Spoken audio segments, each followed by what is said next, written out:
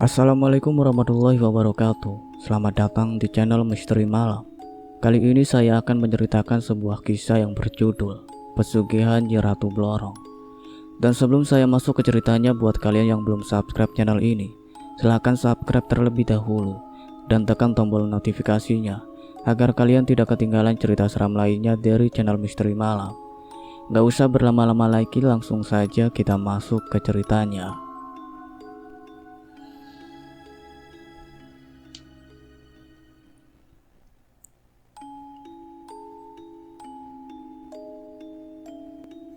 Beberapa jam kemudian, saat kesadarannya kembali, ia merasa hanya sendirian di kamar. Panji sendiri tak tahu kapan persisnya Nyai Ratu pergi meninggalkannya. Menjelang pagi, ia sudah mulai benar-benar pulih dan sadar. Panji mulai bangun dari posisinya yang masih terlentang.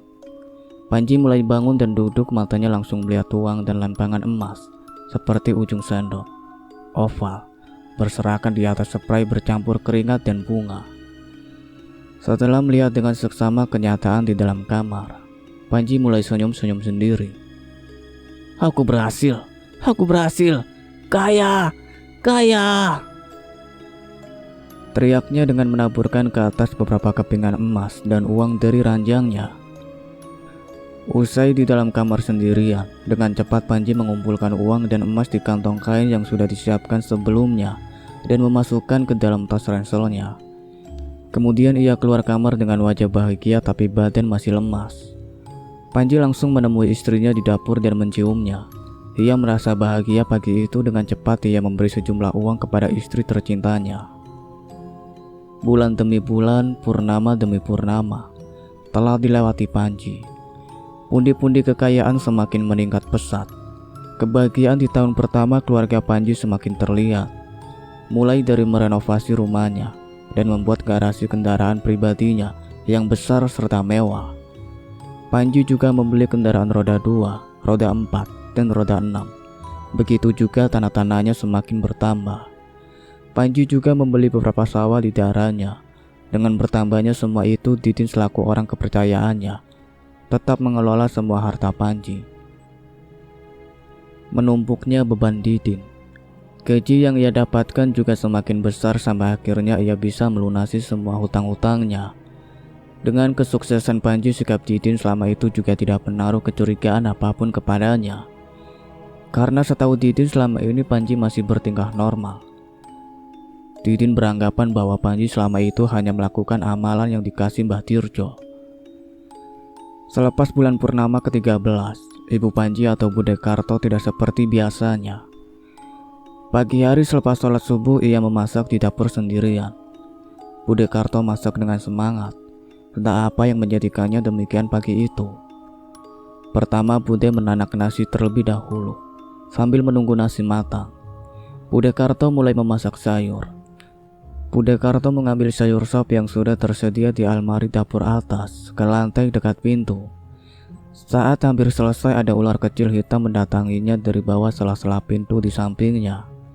Spontan Bude Karto yang kebetulan melihatnya dengan cepat mendatangi ular kecil itu. Bude Karto yang sudah membawa pisau melekat di genggamnya. Tanpa berpikir panjang, dia langsung mencincangnya jadi kecil-kecil seperti potongan sayur.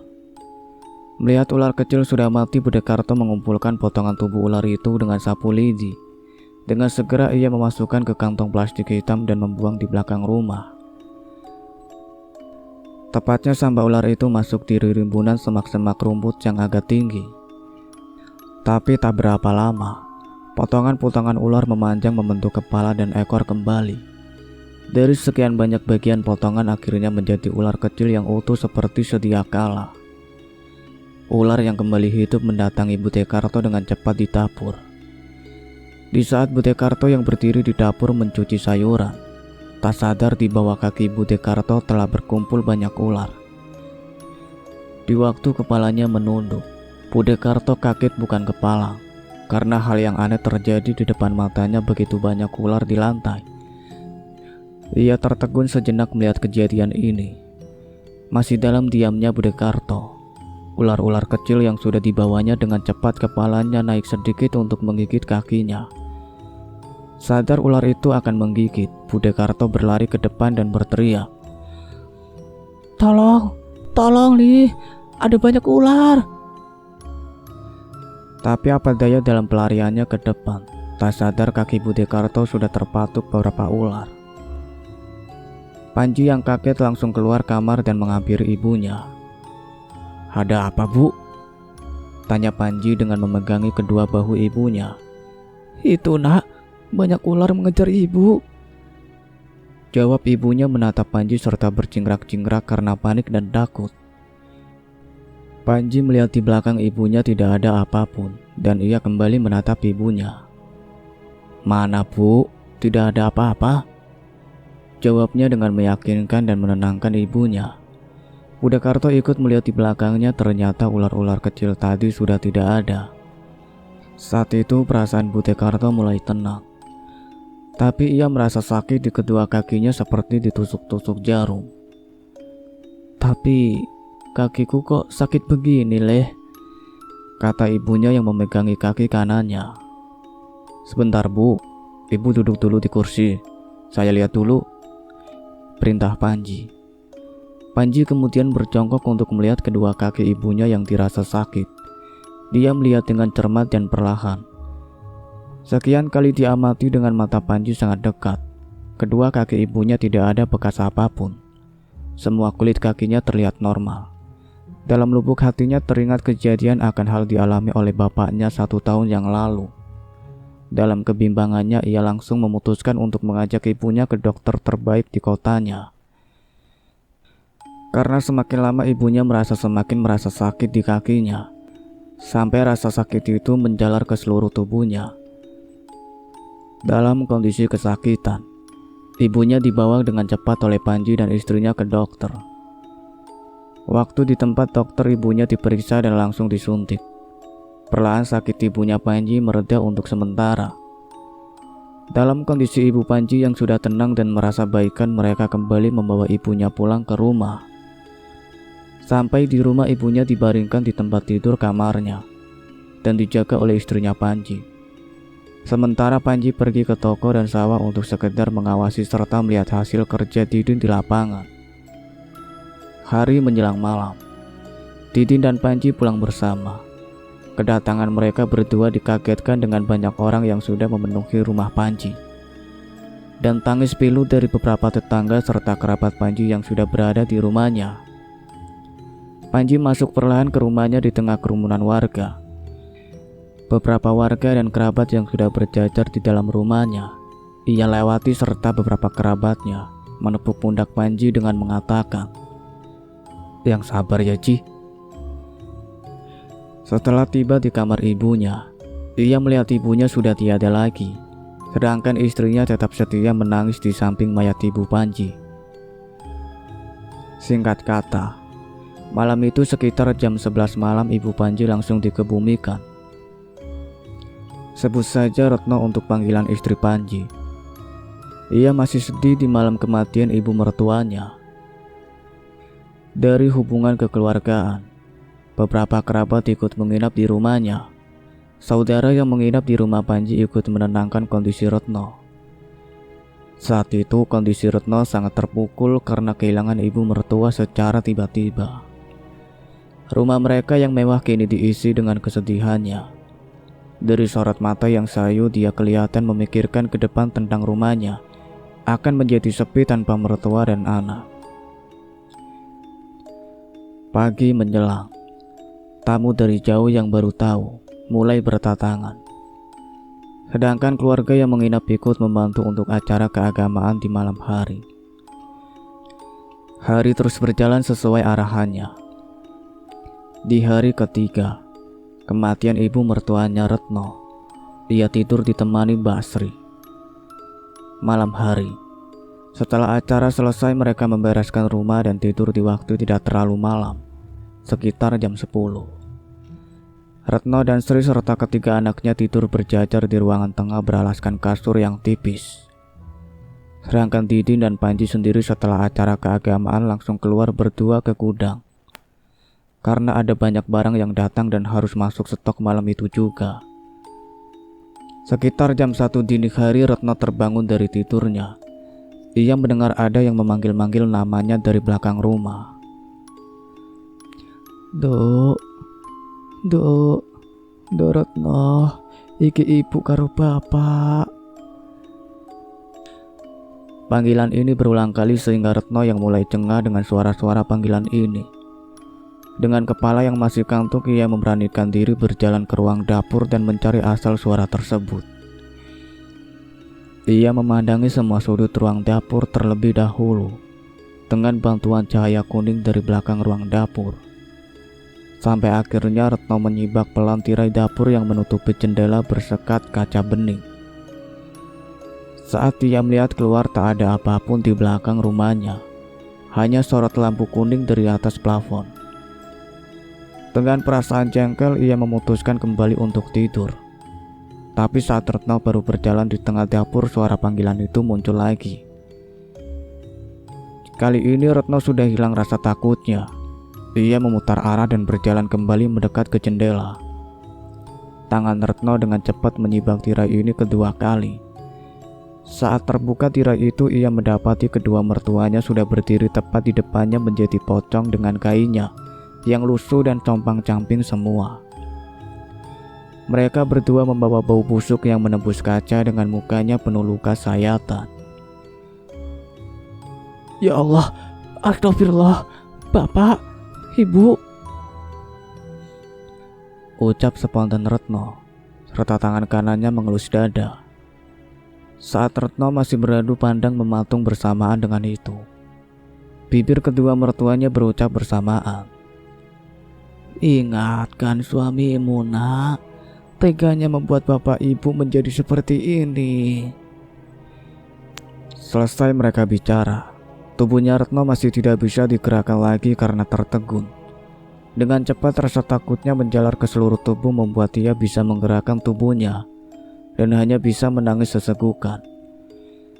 Saat Panji mendapati istrinya menangis, ia mendekat dan mengambil alih pelukan dari tangan Sri. Ada apa, Bu? Sudahlah, Bu, jangan nangis terus. Jam segini kok pada belum tidur. Retno masih terus menangis sesegukan, tak menjawab apapun pertanyaan dari Panji. Di rumah Panji dan Retno kini mereka hanya tinggal berdua. Saat pagi sinar terik matahari mulai masuk ke dalam ruangan tamunya. Mereka berdua duduk lama dalam keheningan dan pelukan. Sinar pagi menembus celah dan kaca di rumah Panji. Ia menghangatkan tubuh membuat perasaan Retno ingin memulai bicara serius kepada suaminya tentang kejadian semalam. Pak, kamu sekarang jujur sama saya. Sebenarnya apa yang kamu sembunyikan dari saya? Tanya Retno sambil menghapus air matanya. Tidak ada yang saya sembunyikan, Bu. Jawab Panji menatap istrinya serius. Jujurlah, Pak. Mendak Retno yang semakin menipis kepercayaannya kepada Panji. Beneran, Bu? Maumu bagaimana? Kalau tidak percaya ya sudah. Bentak Panji dengan kasar. Merasa pertanyaan Retno buntu, dia memutuskan untuk diam, hanya memikirkan hal yang paling mengganjal di dalam hatinya. Sementara itu, Retno membiarkan saja keras kepala suaminya daripada ribut-ribut di pagi hari. Karena ia sendiri sadar suaminya sebenarnya wataknya pemarah, dan ia tahu juga bahwa Panji baru pulang belum sempat istirahat sama sekali. Setelah emosi keduanya mereda, Panji langsung pergi ke kamar untuk istirahat. Retno sendiri langsung menyibukkan diri dengan mengurusi kelengkapan untuk acara rutin nanti malam. Setelah siang hari, Panji pergi entah kemana tanpa pamit kepada istrinya. Retno sendiri yang belum memperoleh jawaban dari Panji dan melihat kondisi rumah sudah sepi, ia langsung menuju kamar khusus suaminya. Tapi kamar itu selalu terkunci dari luar dan kuncinya selalu dibawa kemanapun sama Panji. Sedikit memutar otak, istri Panji meminta istri Didin untuk membantunya. Mereka membawa tangga bambu lewat samping rumah, sedangkan Sri disuruh untuk berjaga di depan rumahnya, takut kalau Panji tiba-tiba datang. Dengan rasa penasaran yang tak terbendung, Retno secara perlahan naik anak tangga. Saat kepalanya sampai di depan jendela kecil satu-satunya, ia bisa langsung melihat isi kamar itu. Meskipun hanya sedikit sumber cahaya dari jendela itu yang masuk melewati kaca bening berselip atas dan bawah. Perlahan mata Retno mulai mengamati seluruh isi dan sudut kamar khusus suaminya. Saat matanya melihat ke bawah ranjang yang memakai kelambu transparan, betapa terkejutnya Retno.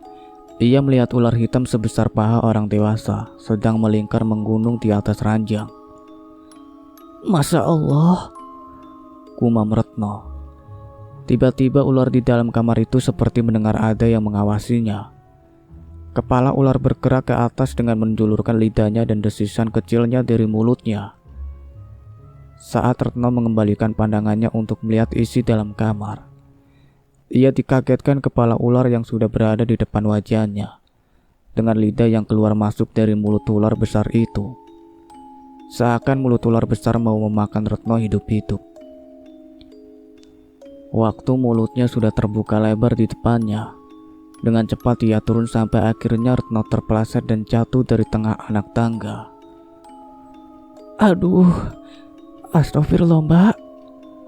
Sri pun segera membangunkan Retno. Dengan tubuh yang gemetar, Retno menceritakan apa saja yang tadi ia lihat. Tangisnya tak henti-henti, dan tak hanya itu saja. Setiap malam Retno selalu dihantui oleh almarhum mertuanya. Tubuh yang kian kurus, tapi anehnya perutnya semakin mengeras dan membesar. Hanya rasa sakit yang ia rasa, karena diagnosa selama itu hasilnya juga nihil. Sewaktu ditinggal Panji keluar, Retno akan pergi ke rumah Sri meski sakit. Retno hanya untuk menumpang istirahat dan mencari teman. Karena waktu itu ia benar-benar kesepian di rumah yang besar tapi menakutkan baginya. Hari ke-35 sejak kematian Ibu Panji. Di pagi hari yang menjadi kegiatan baru pagi istri Didin untuk merawat dan menemani Retno di rumahnya. Sedangkan Panji pagi-pagi sudah berangkat ke tokonya. Didin sendiri ke sawah dan kebun Panji terlebih dahulu untuk mengontrol para pekerjaannya sebelum ke toko. Dari pagi Panji datang ke toko langsung duduk sendirian ruang administrasi di belakang. Ia duduk termenung sambil menunggu temannya datang. Saat Panji di dalam ruangan yang sudah menunggu, 1 jam kemudian Rohan datang ke ruangannya sendirian. Seperti biasa, Rohan datang menagih uangnya kepada Panji untuk barang yang sudah terjual. Hari itu memang toko Panji tidak seberapa ramai. Hanya 3-4 pengunjung. Dari kesemua pengunjung sudah dilayani oleh pegawai Panji yang berada di depan. Didin baru datang ke toko bangunan. Toko Panji juga yang sampai saat itu digunakan untuk pusat mengontrol semua usaha. Setelah ia memarkirkan motor di depan, ia melihat semua pegawai duduk dan melayani pembeli di depan semua. Didin berfirasat di belakang sudah ada Panji dan Rohan, karena rasa sungkan hal itu menjadi lumrah dilakukan para pegawainya. Didin langsung berjalan menuju ruang admin di belakang. Di saat langkah kakinya sudah dekat dengan ruang admin, Didin berhenti seketika karena mendengar suara agak meninggi dan marah dari dalam ruangan. Brak! Suara pukulan yang mengenai meja di dalam ruangan admin. "Digancok kamu, Han. Tega kamu menumbalkan Erna!" Pendak kasar Panji. "Maaf Ji, aku terpaksa. Gimana lagi Ji? Karena masalahnya Nyi Ratu mintanya Erna. Aku sendiri ya tidak punya pilihan lain waktu itu. Terus setelah Erna mati, aku tidak boleh sama Nyi Ratu nikah lagi.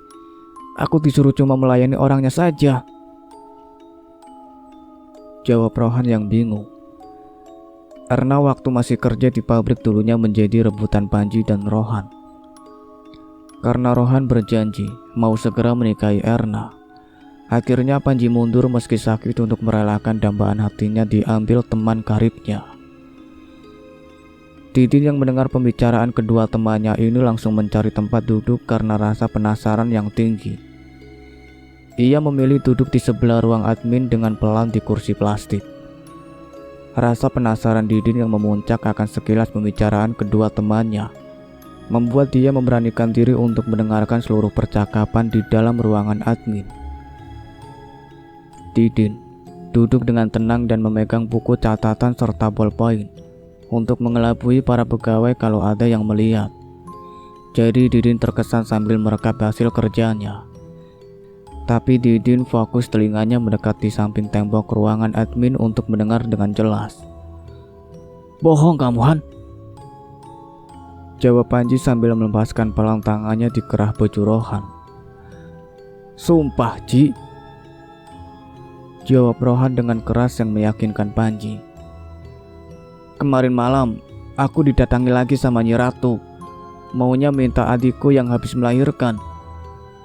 Kalau yang diminta adikku perempuan satu-satunya ini, aku benar-benar gak tega, Ji.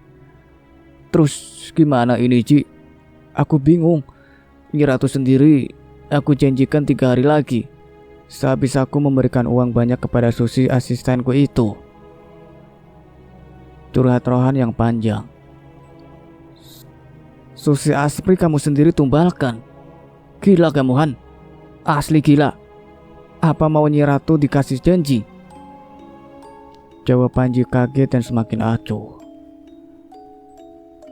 "Dasar, memang kamu ini, Han.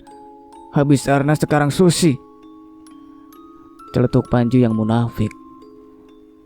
"Iya gak tahu, Ci. Waktu aku bicarakan begitu, Nyi Ratu kelihatannya ya mau marah-marah. Tapi mau bagaimana lagi? Aku gak mau kalau adikku diambil," jawab Rohan. "Paling kamu punya pacar lagi ya? Makanya Nyai Ratu agak marah-marah kepadamu. Memang kamu bandelan," tebak Panji. Rohan hanya tersenyum kecil saja, serta menunduk sedikit dengan rasa malu di depan Panji. "Sudah, terserah kamu, Han. Aku sendiri ya ribet urusannya sama istriku," jawab Panji sambil memegangi kepalanya. "Kalau masalah uangmu belum lengkap, masalahnya ini masih pagi, aku juga belum ke bank. Nanti sore saja uangnya tak antar ke rumahmu.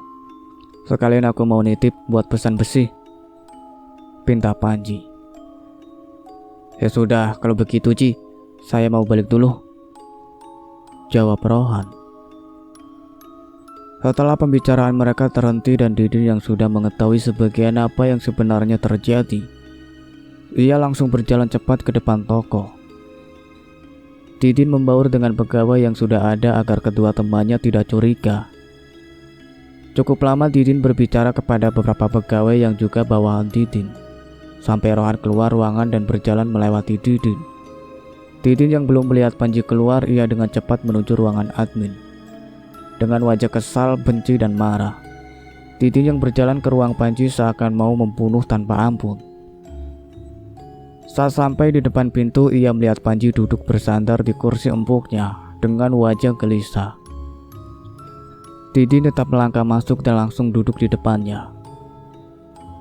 "Ji, mulai sekarang aku berhenti ikut kamu," kata Didin dengan tegas. "Lah, kenapa kamu, Din?"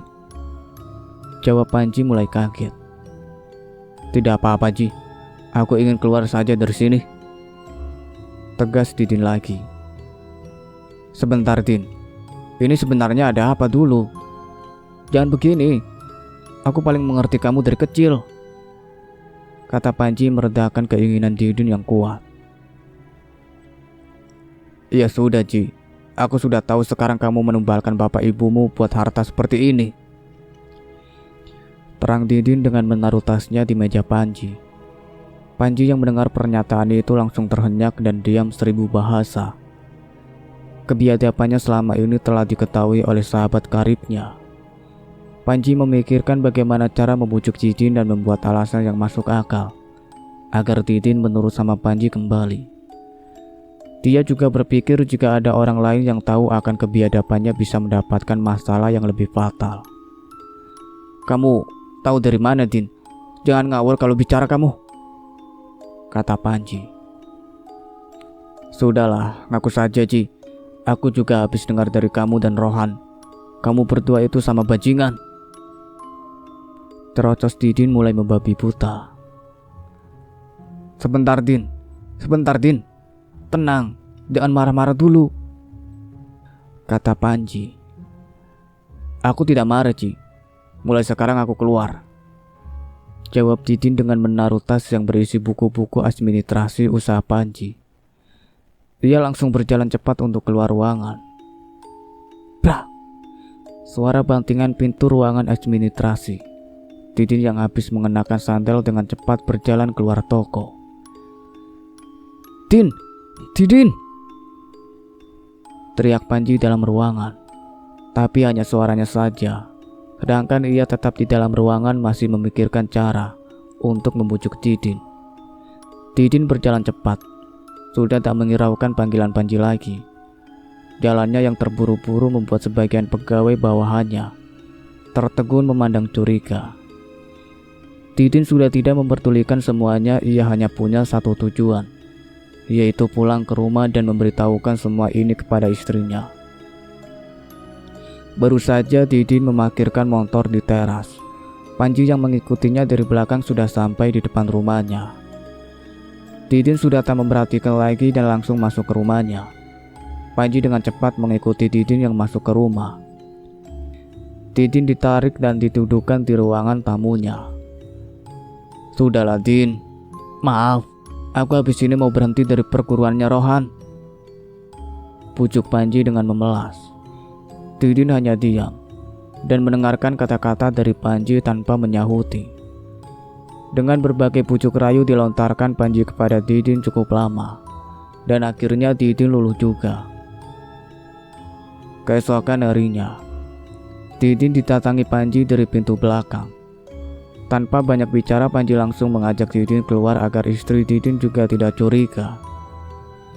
Panji dengan cepat membonceng Didin dengan motornya dan menuju ke warung langganan mereka. Kondisi warung saat itu masih sepi. Panji mengajak Didin untuk duduk berdua di pojok agar suaranya tidak terdengar. Dalam sepinya warung, Panji berpesan kepada Didin nanti malam untuk menunggunya di rumah jam 8 malam. Rencananya mereka akan berangkat berdua ke rumah Kiai Sofyan bersama Moden. Kegelisahan Panji pun menjadi jadi karena istrinya semakin hari sakitnya semakin parah. Perutnya semakin lama juga semakin membesar. Tapi sekian kali di ronsen hasilnya semuanya normal. Dirasa sudah cukup Panji menyampaikan keluhan sebenarnya kepada Didin. Hari semakin sore. Panji mengajak pulang Didin karena ia mau mengantar istrinya check up rutin ke dokter. Malam semakin beranjak. Hingga jam 8 malam. Didin yang berbaring di kursi panjang teras rumahnya mulai gelisah. Berulang kali dia bangkit dari tidurnya. Langkah kakinya mondar-mandir dari depan ke belakang rumah berulang kali. Sampai istrinya yang mengamati suaminya lama-lama pusing dibuatnya. Sebenarnya ada apa, Pak? Tanya Sri yang duduk bersama anak-anaknya di ruang tamu. Didin masih tetap jalan keluar masuk, belum mendengarkan dengan serius pertanyaan istrinya. Ditanya itu harus dijawab, seperti ayam ingin dikimpoi, berputar-putar saja dari tadi, kata Sri semakin keras. Ini loh Bu, aku tadi pagi janjian sama Panji. Sampai sekarang sudah jam 8 belum datang. Terang Didin gelisah tak tenang. Mau kemana lagi Pak? Tanya Sri penasaran. Ke tempatnya Pak Kiai Bu, jawab Didin. Ya sabar toh Pak, paling ya masih di jalan, terang Sri untuk menenangkan suaminya. Setelah mendapat suara peredam dari istrinya, Didin tetap seperti semula. Kakinya masih mondar-mandir dengan resah. Didin sendiri tahu kebiasaan Panji. Meski dia pemalas, tapi kalau ada janji biasanya tepat waktu. Jarum jam terus berjalan sampai menunjukkan angka 9 lebih sedikit. Detik demi detik Didin lalui. Menunggu adalah hal yang membosankan dan paling ia benci sebab waktu terasa sangat lama. Dari ujung gang rumah Didin ada seseorang yang berjalan cepat di bawah lampu putih dengan tergopoh-gopoh. Didin yang melihat kejanggalan itu berhenti dan berdiri di depan teras rumahnya. memandangi dan mengamati dari kejauhan hingga sosok pria muda itu mendekat.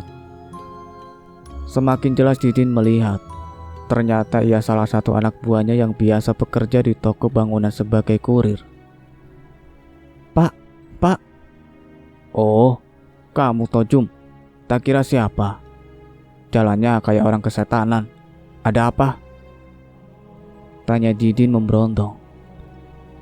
Ini Pak. Pak. Pak.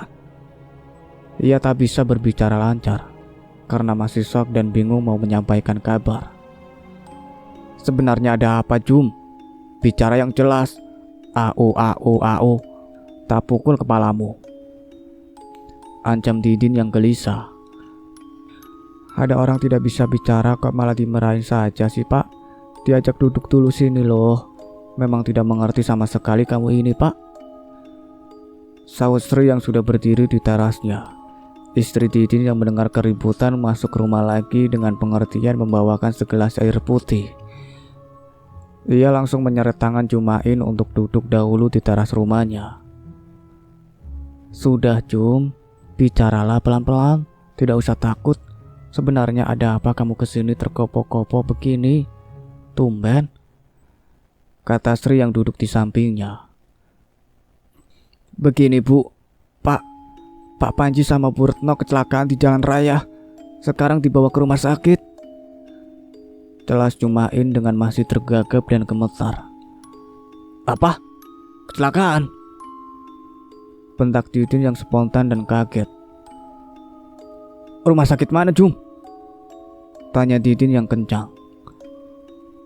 Sabar dulu Pak, biar selesai dulu bicaranya Jumain iki loh. Tegas Sri yang berusaha menenangkan keadaan. Di rumah sakit umum Pak, tapi katanya orang-orang tadi semuanya sudah meninggal. Jelas Jumain takut dengan menundukkan kepalanya. Gimana maksudmu Jum? Tanya Didin yang semakin tak percaya. Begini Pak, saya tadi lewat jalan raya, terus melihat Pak Panji sama Bu Retno sudah ditutupi tikar di bawah mobil pick up. Mobil Pak Panji sudah hancur. Orang-orang yang selesai melihat Pak Panji sama Bu Retno katanya sudah meninggal semua. Jelas Jumain yang panjang dengan suara dan wajah sedih. Innalillahi wa innalillahi roji'un, gumam Sri dan Didin. Ayo cepat Jum, ayo antar aku ke rumah sakit, pinta Didin yang panik dan tergopoh-gopoh. Bu, sekarang kabari keluarganya Panji sama para tetangga. Aku ke rumah sakit dulu, kata Didin dengan cepat dan naik motor di jok belakang. Iya Pak, hati-hati tidak usah ngebut Jum, jawab Sri ikut bergegas berangkat ke tetangga untuk memberi kabar kematian Panji dan Retno. Saat itu juga Didin berangkat bersama Jumain. Mereka melajukan kendaraan dengan sangat kencang dan tak memperdulikan pesan istri Didin lagi. Setibanya ia di IGD rumah sakit, Didin langsung bertanya kepada petugas jaga. Dengan cekatan petugas jaga pun mengantar mereka. Didin yang tak percaya akan kabar kematian syahidnya. Tapi Didin berjalan setengah berlari dengan perasaan cemas serta jantung yang semakin berpacu dengan cepat. Dalam bayangannya ia hanya ingin memastikan kebenarannya dan semoga bukan Panji temannya yang meninggal. Tak begitu lama mereka berdua seketika sampai di ruangan jenazah. Tulisan ruangan jenazah sudah di depan menyambut Didin dan Jumain. Wajah layu dan pucat mulai membebani Didin. Perlahan petugas jaga membuka pintu dan langsung membukakan kain putih yang menutupi dua jenazah suami istri tersebut. Tidak mungkin, kata Didin lirih dengan memegang kepalanya dan kesadarannya saat itu juga mulai sedikit menurun. Didin menangis histeris dan lemas sehabis melihat temannya sudah menjadi mayat. Apalagi bagian tubuh keduanya di bawah kepala sudah hancur dan hampir putus. Didin yang tertunduk lesu hanya sedikit meneteskan air mata dan tubuhnya hampir pingsan. Sampai akhirnya dipapah pelan-pelan oleh Jumain untuk keluar dari ruangan jenazah. Sabar Pak, bisik Jumain sambil memegangi tubuh Didin. Jumain mendudukkan Didin sementara di lorong rumah sakit untuk menenangkan sementara. Sesaat kemudian para petugas kamar jenazah menghampiri mereka yang masih duduk mohon izin kepada Didin untuk memperbaiki kondisi jenazah kedua temannya. Didin yang masih duduk hanya menganggukkan kepalanya. Selanjutnya ia segera dibawa Jumain dengan dipapa keluar untuk langsung pulang saat itu juga. Jumain sendiri takut kalau Didin semakin shock melihat temannya yang sudah meninggal. Malam itu kondisi Didin hanya diam, dengan tatapan kosong serta badannya sudah tak bertenaga lagi. Sampai di rumahnya Didin, ia langsung dibaringkan Jumain dibantu istrinya. Selanjutnya Jumain yang masih di rumah Didin menceritakan kejadian di rumah sakit tadi. Selepas itu Jumain pamit undur diri untuk pulang. Pagi hari rumah almarhum Panji sudah semakin ramai orang mengaji dan silih berganti, sambil menunggu kedatangan kedua jenazah suami istri. Tak berapa lama Mentari yang begitu terik mobil jenazah datang dan segera menurunkan kedua jenazah tersebut. Suami istri ini langsung diletakkan di ruangan tamunya. Kedua jenazah yang berada di ruangan tamu sudah disucikan di rumah sakit. Para kerabat dan warga sekitar langsung mencari air untuk bersuci. Didin yang masih berada di teras rumah Panji dihampiri Modin. Tiba-tiba Anwar mengusap muka Didin dengan tangan kanannya yang masih basah. "Lihat, sejatinya temanmu itu sekarang," kata Anwar berbisik kepada Didin. "Maksudnya gimana weh?" jawab Didin lirih. "Jasadnya memang di sini, tapi rohnya mereka sudah diambil oleh Ratu Blorong yang nantinya mereka akan diperbudak." Dek. Didin yang mendengar itu pun dibuat terkejut. Ia hanya bisa menangis. Ia tak bisa berbuat apa-apa lagi selain berdoa untuk keduanya. Itulah akhir cerita yang berjudul Pesugihan Nyi Ratu Blorong. Terima kasih banyak untuk kalian semua yang sudah setia mengikuti cerita ini sampai selesai. Nantikan cerita-cerita terbaru lainnya dari kami. Saya akhiri, wassalamualaikum warahmatullahi wabarakatuh.